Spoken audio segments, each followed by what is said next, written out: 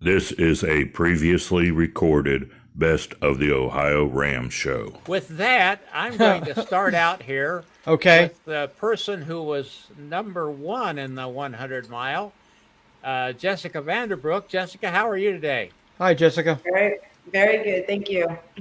Happy to be here. And number two is Carolyn. How you doing? And welcome, April. Can you hear us now? Yeah, Okay. very good. Well, April, that was your first 100-mile race, and we'll want to be hearing from you. And you may have some things you want to chat with Carolyn and Jessica about. I only have one question before I turn it over to everybody else, and that is, you both turned in the same time, 4:20:46. Was that a sprint finish, or did you know what each other what you were doing? I remember. Do you remember? No, I don't. No, I know what We went with the happened. whole group together. I think you. So I think you were. If you don't mind me stepping in here, Okay, but go ahead. I remember exactly what happened. So I have a feeling that you were. There was like two packs. There was like a lead pack, Right. and then there was like a second pack. Mm-hmm. I think maybe you were with the lead pack. Right. And I think I was with the second pack. And I think we rolled up on you and another. Were you on a TT bike? Yeah, I was on a TT bike, and I was Okay, with I was one on. of my I was on. teammates. Okay, right. So I was on a road bike with some of my teammates, and we were with some other people who were doing the 12-hour. Right. Yeah. But we didn't know. That's the hard thing about Sebring. You don't know who's doing what. Right. Exactly. So it's like, okay, like, you don't know who your competition is. But so I think it was like mile 90. I think Yeah. It my was about pack. mile 90. Yeah. Oh, so you know what happened. You know the story. Yeah. So then- No, I just then don't you remember jumped the in. very end. Yep. Yeah, so you jumped. So we caught you and your friend, Right. and then you came into our group.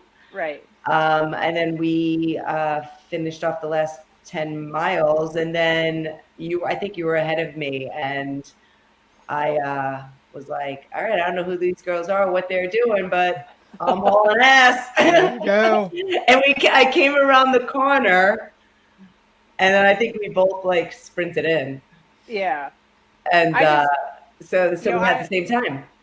Yeah, it was really funny because I was like watching Adam Ashwell, who I knew Yep. was doing the 12-hour, and he's sprinting, and then Mark is sprinting because he was only doing the century. That was the guy who I was riding with, and so I'm like, well, I should probably sprint too, and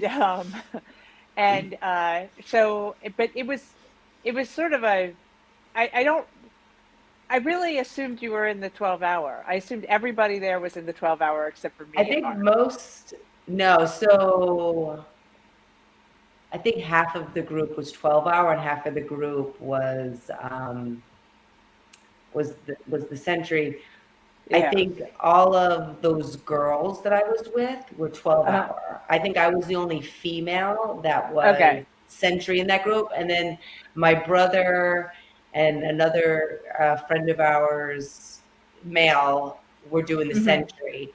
And we were actually trying to help my sister-in-law, who was doing the 12-hour. She was trying to make the record. Mm-hmm. And so our mission was really for her. Okay. And to like help her get that first 100 done quickly. And then she was on her own. Right.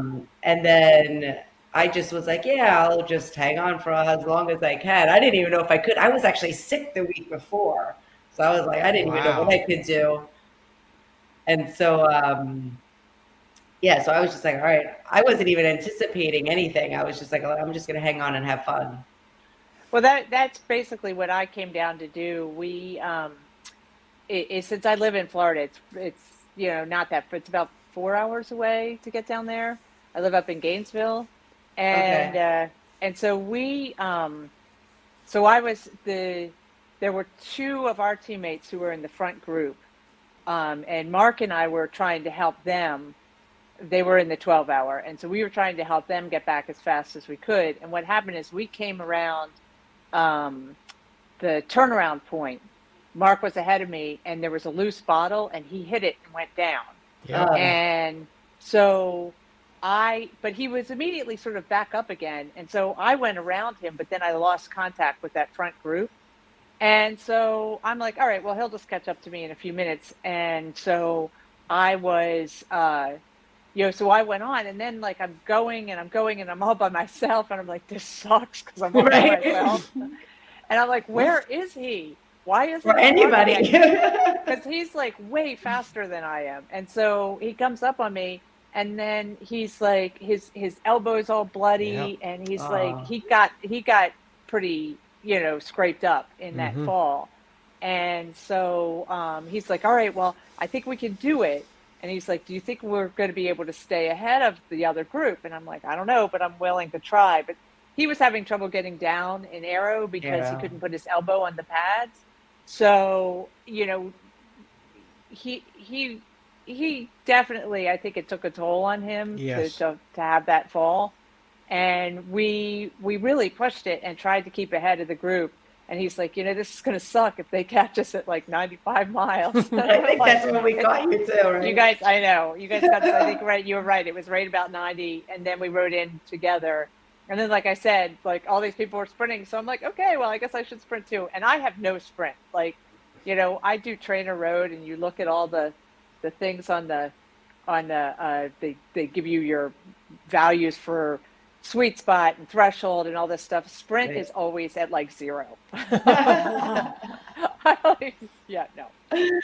Yeah, we came around that corner. I'm like, all right, I don't know who's got what, but I feel like I'm in a good spot, so I'm just gonna try. That's perfect. That's awesome. Yes, definitely. Well, what did you guys learn from doing Sebring this year? Anything thought-provoking, or was it just another race for you guys, or another fun ride? I can go ahead. One thing that I learned is to actually eat a little less.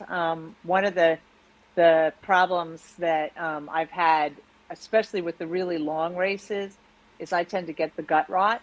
And Jill, who is Joe Barr's partner, and she's also a dietitian, said, focus on not taking in quite as much. You just need to sort of keep your calories as level as possible, but don't take in too much at one time. And so I actually backed off on some, and it was the best that I've ever felt after a race. Awesome. It felt great. I was able to help out all afternoon with my teammates, and then get up early in the morning and go help her and Mark with Joe at the crack of dawn. Yep. Literally earlier than that. Definitely. Well, first I didn't realize how fast everybody was going to start off. I was like, what the hell? And I'm like, I didn't sign up for this. Like, because we were like a team of 5, and Tim Valencia, he won. I think he got the record for the century. He was in the Racer's Edge kit, but he took off, and a bunch of people took off, and I was like, what the heck? And I was saying to my one friend, I'm like, if this is the plan, then I'm not holding on. Sorry, guys. But then it settled down for a second, and I was like, oh, thank God. But I didn't realize how many turns there were. I realized I have to work on turns, because I was getting dropped literally every turn, and then I had to like speed up and catch up. Yeah. We don't have many turns in South Florida. It's A1A. Straight. There you go. Yeah, that's how it is here too. I need to work on I'm down in Boca, and there's no turns, and so it was kind of a joke. Me and Helen, I kept falling off, and our friend, like our buddies, kept looking back like where you at? Come on. And it was like every turn we did the same thing, and they're like, what are you doing? And we're just like, we don't know. Gonna work on the turns. I learned a new trick when I just started mountain biking, so I'm taking lessons. And one of the things the guy who's teaching me said is, you need to downshift so you're in an easier gear as you go around the turn, because you lose speed as you go around the turn. So you need to be able to spin. And that was, I never took any lessons with road biking. I did, I think, the very first, time, but that was certainly not something that they were teaching us back then. And then I've never taken, I just learned by doing. And I'm like, why didn't anybody tell me this before? It's amazing how much faster you go around corners. Yeah, lights. You got to downshift, because when you're on a red light and you're in a hard gear, and they all take off, you're like, ugh. And you're grinding it. Yep. You're like, oh shit, I didn't get in that lower gear. An easy gear to get going. That's very How did you guys like riding on the track itself? Oh, it was cool. Except that I didn't really get to ride like in the dark. Right. So it's kind of like, I don't know I think I would have appreciated it more if it was, in the daytime. Doing the Century, you don't really get to appreciate, I don't think, the track as much. Yeah. I'm like, what lap am I on? I know I have to do 3. Is this 2? Like, you don't realize where you're at, Yeah, April did actually extra lap. Yeah, you don't know. Yeah. I'm like trying to I'm like, hopefully somebody's paying attention. Basically, this is my 4th time that I've done this race. I mean, I've done 12 hours every time before. So I was ready for the high speed at the beginning. Like, I knew it was going to, Marco was going to shoot off the front and we were just going to be gone. And so I'm like, okay, I'm ready for this. And then, then I was also ready for the turns on the track. Like, I know the track now really well. I've done it, ridden around it. So I know each turn and where to hit it and where it's really rough. And so I really, really enjoy riding on the track. I don't think I would enjoy riding on it all night long. I don't think I'm going to be doing the 12-hour, but it's really fun. And it's so much fun if you do the 12-hour to come back in and get on the track. And it's like, it's fun. It's a relief. You've been going around that 11-mile loop where you're just like, where is everybody? And you get back on the track and there they all are. So it's I had a lot of fun on it, and I would highly recommend it, to anybody who wants to come down and do something that's really an interesting thing to do, is to ride on that racetrack. It's a neat thing to do. It's definitely cool, for sure. I did many Carolyn, years you're back. a part of that Rocco Brothers team. What is it? The RRT for G? Yeah. I never could remember all that. It's the Rocco Brothers and Team for Gone, so it's shortened to RRT for G. Rocco Brothers and Team for Gone. Maybe I can remember that eventually. You had a team as well, Jessica, or just a group? Yeah, we're like a small group of friends. There's probably 20 of us, and we all would meet at the same place off of Palmetto and Boca at 7-Eleven, and we became Team Loiter, because after our rides on Saturday, we would all hang out and have a couple beers with lawn chairs, and like beach chairs and stuff at the local 7-Eleven. And so we created this logo that kind of mimicked that and the colors, and we became Team Loiter and just hang around randomly. That's awesome. With a beer. And it's really just a group of friends that ride hard and drink hard after. It's kind of fun. Well, April, have you got a question to these ladies, or maybe they'd like to ask you a question since it was your first time out? Well, really, I wasn't even going down to race. I was going down to help Team Chevington on his 12 or 24-hour race. 12, yeah. And at the night before, I decided to try to go out on a race and just do the Century Yep. and just see how well I could do. And I was just going out and having a good time and just wanting to ride. And I did fairly decent for not riding as much as what I had been, and I didn't get a whole lot of sleep the 2 nights before, and I didn't eat good. But the other thing I was really worried about was my seat. But really, that wasn't the problem. My legs ended up being the problem. I just guess I was real dehydrated, and I just about had to quit. And what was his name? John Hoopengardner. John Hoopengardner. He took me in. That's one good thing about cyclists, ultra cyclists. Anybody will help you. You know, if you kind of get in trouble or need somebody or need something. Yeah. He said that he would get me some Gatorade, and we ended up stopping at the rest stop, and they had Gatorade, and I drank some there and ate a banana and peanut butter, and then I did much better. But I was on a infinity seat, and if I wouldn't have been on that infinity seat, there's no way that I would have really kind of made it, because I would have been so sore, because I've not really been, I was just going down to help. I had no idea I was going to get on a bike and ride a Century. So You didn't get twisted the her saddle arm. time? No, she rides every night on Zwift, but she didn't have any long races in or rides up to that point this year. yeah. So. I bet, like I said, I just wanted to get on there and ride and have fun. Do you think you'll come back and do it next year? Yeah. Oh, Yeah, good. I think I will. Yes, it was nice. It's a great race. It's a Yes. really nice race, and it's nice to have something to look forward to in February.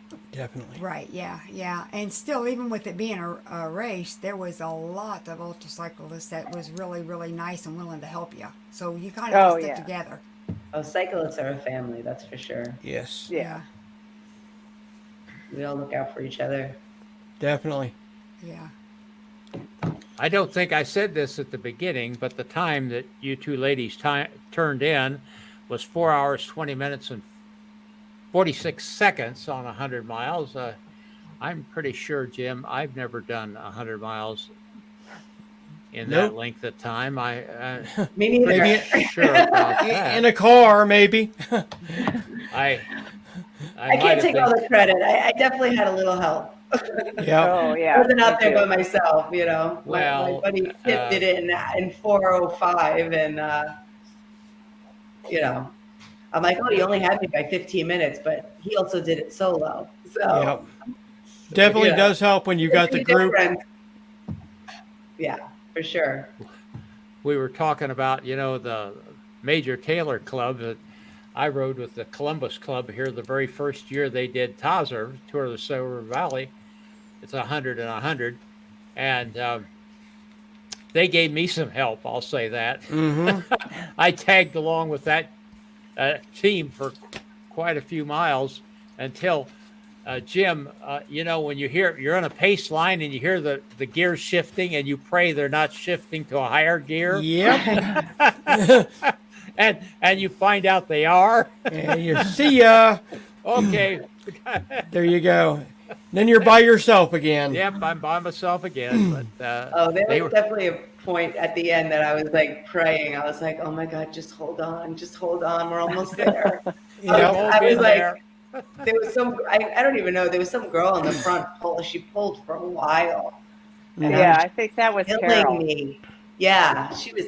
Who wearing the same kit that we had on, that Mark and I had on. Yeah. Mm-hmm. I think they were Spanish. They were from Miami. Okay. Those two girls. Oh, then that wasn't Carol. Carol lives just north of me. We actually saw her on the road last Saturday. We did the 90s. We rode to Jupiter, and we saw her up in Jupiter, up in like Juneau area. Oh, awesome. She rode by us, and we like gave her like a hello. But no, it's the two girls from Miami. It was one of those girls that jumped in, and she was pulling hard. Were you on then? Were you on at that point when she was pulling?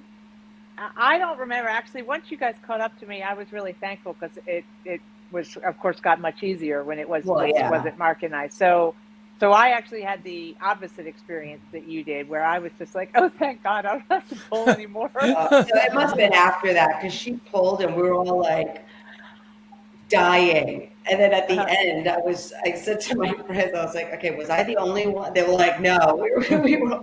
Actually, I have a funny story. One of our guy friends, this guy Jason, like mile 97, he had to pull off and go to Subway. He like pulled the car, he pulled into Subway, fell apart. The lady's like, "Are you all right?" He's like, "Oh." He's like, "I don't know." And she's like, "You want ice?" He's like, "Yeah, I'll take some ice." He like took some ice. He was like a mess. And then I think somebody else fell off, but I think it was from that girl pulling from Miami. It was like, That's crazy. That's funny. yeah, he's like, I was in a bad moment because I had to go to Subway. I had to go to Subway. Oh man, I can't imagine that. No. And so close, you know? So close. Yeah, it was like mile 97. Yep. Because everybody's like, "So wait, you beat your brother and Jason?" I'm like, "Yeah, I don't know what happened. I turned around and they were gone." It's like I was at Subway. It was kind of like the ongoing joke. That's awesome. I know my brother goes, "Well, once I saw Jason dropped, I was like, I'm okay to drop." And me and Helena went through. It was kind of funny. Yeah. Do you have any big plans coming up in the near future? Rides, races? I think you were saying gravel. Yeah, I'm going to go to Unbound again. We went. I went last year for the first time, and I did the 200. It was it was really hard. I mean, it was by far the hardest thing I've ever done. Harder than the 24-hour race in Borrego, harder than any of the 12-hour races. It was insanely hard. Mm-hmm. And I finished in 16 hours and 45 minutes. I also, part of the thing is my derailleur stopped working for a while, and I fell on it and it fixed it. So trying to climb with that was an issue. Of course, it was stuck in the 11 cog too, so it was just miserable. But so I really want to improve on my time this year, and so much of that depends on the weather and circumstances. But it was an amazing experience, and I would encourage anybody who's interested to go. They have shorter races too, and a longer race. I have no interest in doing the longer race. 200 miles was plenty for me. Gotcha. But I'm very excited to do it again.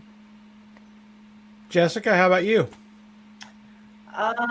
Nothing set in stone yet, but I have a couple of 50-mile gravel races, no 200.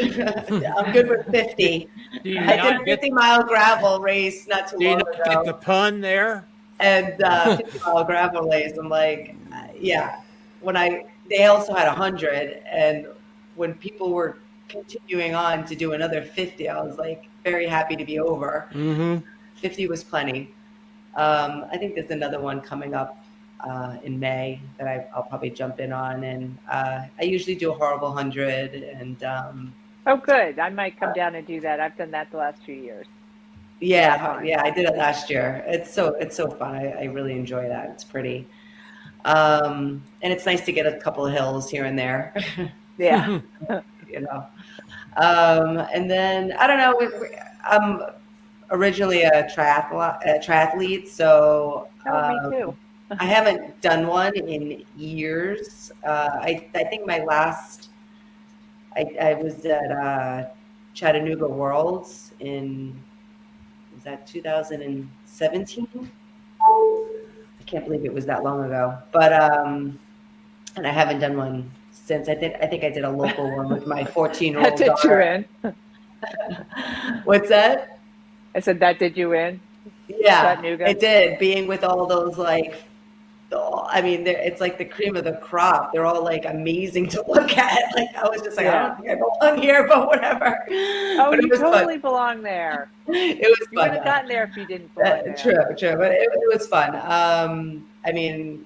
The athletes were completely amazing. It was nice to be there, but after that I was done. I needed a break, so I took a break, and I did like a small race with my daughter, and I haven't raced in triathlon since.